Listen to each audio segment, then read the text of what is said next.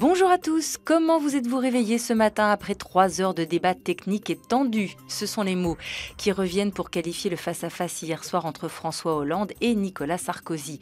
Pour ceux qui auraient manqué ce rendez-vous, aujourd'hui en France, le Parisien passe au crible ce rude débat. Des premiers uppercuts à 21h01 jusqu'au « moi président » à 23h16. Selon un linguiste, il y a eu dans ce débat un niveau de violence jamais entendu. Le quotidien a passé la soirée avec les militants de chaque camp qui défendent bien sûr leur candidat. Plus distancié peut-être la vision d'un correspondant à Paris du journal Le Daily Telegraph pour qui Hollande a gagné le match sur la forme, mais sur le fond, dit-il, c'est match nul partout. De cet ultime affrontement, comme le nomment les Échos, on attendait beaucoup, on attendait trop, analyse Guillaume Tabar dans son édito. Mais tendu et trop pointu, le débat d'hier ressemblait finalement plus à une querelle d'experts qu'à la confrontation de deux visions de la France.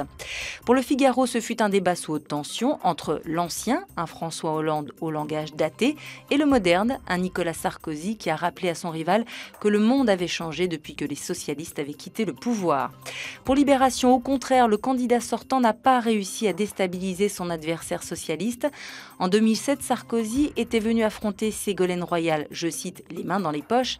5 ans plus tard, écrit Antoine Guéral, ses poches sont toujours remplies de formules ciselées, mais ces phrases ne percutent plus, le candidat est tout simplement usé.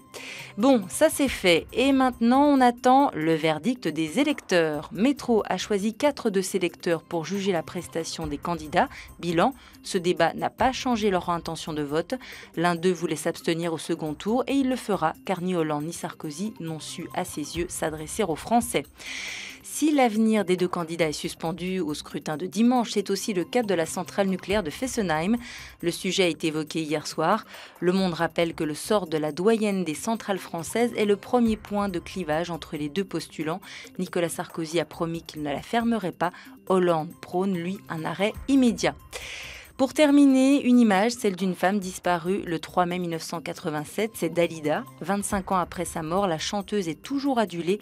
Et au lendemain du débat entre Hollande et Sarkozy, on pense à l'une de ses chansons qui disait « Paroles, paroles, encore des paroles que tu sèmes au vent ». Chantez bien et à demain.